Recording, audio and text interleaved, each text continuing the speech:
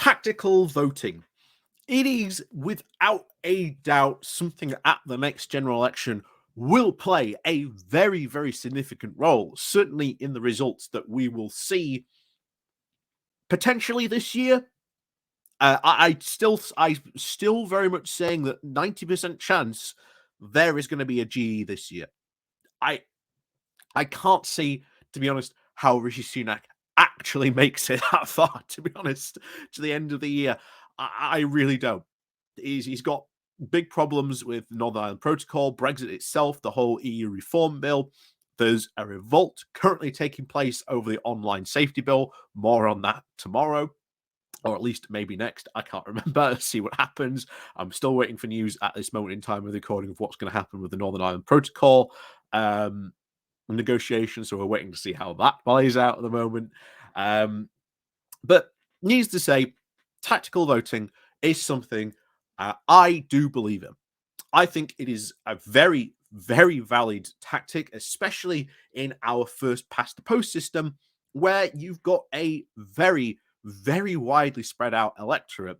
And even if you sort of concentrate your amount of voters, you'll very not often win a lot of seats, unfortunately. That's just how our current system works. That's why, again, me and others would certainly love to change the system to a first past the post. But tactical voting, it's important. And of course, we've come out today that the Lib Dems are planning what they have dubbed a Labour squeeze, and that they are going to try and fight for a number of Tory seats in what has been dubbed the Blue Wall. And we have seen them follow through on this. Recently, of course, at the Cheshire and Amersham by-election, certainly in the Boris Johnson, and even Liz Truss. But, and this is the big but, can they follow through on these other seats? I think they have a possibility. I really do think they do. But they've got some big hills to climb. And at least they're willing to acknowledge that these are some big hills to climb. So, before we go talking about sort of the Lib Dem strategy potentially going into a general election, and like I say, it's a good thing they're already thinking about this because there's absolutely certainty. Like I say, I am 90% certain there will be a general election this year. I will be shocked if there is not. But like I say, please remember to hit that like, share, and subscribe button. And of course, remember to ring the bell as well so you get notifications when we do a new video. When we go live, there's the Pony Club down below. There's the Patreon. There's the one-off donation link called Buy Me Coffee. Waking Well, Buy Me Coffee. And of course, there's the YouTube thank you button as well. So all those different ways you can help support the channel. Even if you do press the like and share button, that helps the channel out massively as well. Please do remember to comment down below as well, because that helps with all the algorithmical stuff as well. So on talking about tactical voting. Back in 2019, I do not think there was a single person out there who was generally hoping that we would see a Labour victory or at least a hung parliament that was, very much sort of, Labour had the biggest majority, but the Lib Dems were there with a significant enough portion of seats to be able to essentially crown the king. And of course, at that time, you had Jeremy Corbyn, who was leader of the Labour Party. And I remember specifically, me and a friend, we went to the old post office, and that was going to be, quote, the victory spot for the leader, or at least the time, the MP of Wakefield. Of course, didn't work out that way. She lost. And one of the bizarre things I always remember going into the pub was we sat down, we were just listening to some of the conversations that were going on around us. And it was kind of bizarre that we were at a Labour victory party, or at least a Labour sort of, post, party gathering. And yet most of the people around us were saying how they voted Lib Dem. And of course, it didn't really work out that way, unfortunately. Wakefield in particular was not going to be a seat that certainly the Lib Dems could win, but in 2019, the tactical voting crew were out in force saying, hey, go, go, go, tactical voting. And I was saying at the time, guys, I am for tactical voting, but please, please do check. Please go look at your numbers and see if it is actually worth voting tactically in your area, first of all.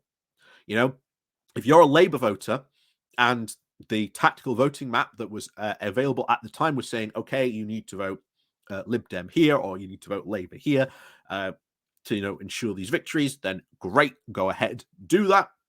But of course, there were a lot of people out there who I think didn't even understand that, or at least seemed to take the message in of really what was going on with tactical voting. And that really becomes the big challenge for the Lib Dems at this, potential, 2023 general election. They have to find a way to get their message across about tactical voting and why it is worth doing it. Because if they do not, then their move to initiate tactical voting fails. And there are a lot of people, though, potentially at this next one, who are saying there is a lot of similarities to the 1997 general election, where we saw tactical voting come into place, where the Lib Dems did take a lot of seats through tactical voting.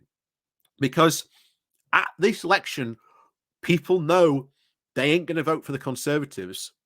They know who they want to get out more than who they want to get in.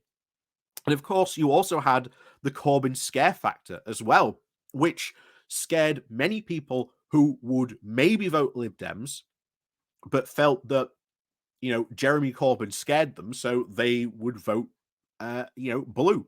So that was also another factor that the Lib Dems did not take into account either. And we even had, the discussions about the Lib Dem leader saying, well, I might lead the smaller party, but I deserve to be prime minister. But again, that's not how tactical voting works. That's not really, you don't get to just dictate when you've got the smaller party that you get to be prime minister. And of course, well, we all know how the 2019 vote turned out.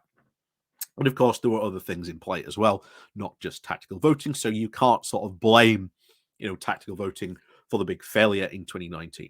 But going forward for the Lib Dems, if they can achieve this in these seats in the blue wall, in fact, they are going, some of the seats they are going for are Cheltenham, Workingham, Guildford, Lewes, Eastbourne, Wimbledon, Esher and Walton, Hitchin and Harpenden, and South Cambridge. Those are just some of the seats that they are targeting. And these are the blue wall seats. These are very, very similar to some of their recent by-election victories. But to do that, they have to convince Labour voters to vote for them. And it's all about the messaging. Do they have the capable messaging? I think they do.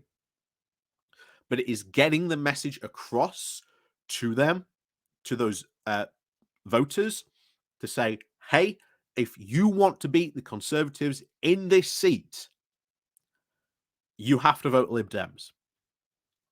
We are capable. If we unite our votes, we can beat the Conservatives in this seat. That is the message they have to start,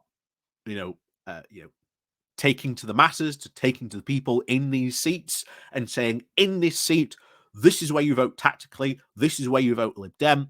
In that seat, go vote Labour, etc., etc. And they also have to say this to their other members who might be in a Labour seat to make sure that, Labour wins that seat. So that is something else that they have to do.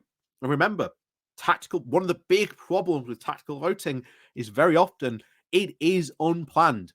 It is not a party message. So we won't probably see the Lib Dems saying to their, maybe their members in the north, in the red wall, saying, okay, to make sure the Conservatives win, guys, you need to vote Labour, and we're going to stand down the Lib Dem candidates in those seats.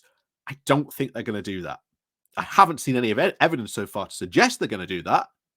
They might do, but we'll see. We'll see what is definitely happens. But at least the Lib Dems are really putting some thought into this, and that is a good sign. So I am happy that they're moving forward with this. It does have potentially a big chance to succeed, and certainly some of the names there that they're targeting some of these seats, like Dominic Raab, certainly has a big chance of losing his seat at the next general election if this tactical voting does play out. So, hey, we could see, come election night, some big names like again Dominic Raab lose their seat. So, but that's potentially in the future. We don't know when the next general election is going to come, but I can feel it. I can feel it in my bones. It's coming. It's coming, but it's just when. When is it going to happen? And we don't know. But certainly this year, it's a high probability. So as always, guys, thank you very much for watching. Please do remember to hit that like, share, and subscribe button. And of course, down below, there are links to my Patreon page and a donation link called Buy Me Coffee, where you can buy me coffee. And as always, guys, thank you very much for watching. And of course, we'll see you all next time.